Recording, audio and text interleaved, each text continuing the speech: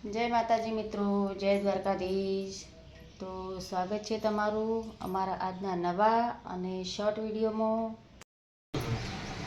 તો જ્યારે જ્યારે જમવાની મીટિંગ ચાલુ હોય ને એટલે હે ને ડાયરેક્ટ પ્રવાસની વાતો ચાલુ થઈ જાય ને શું કહેવું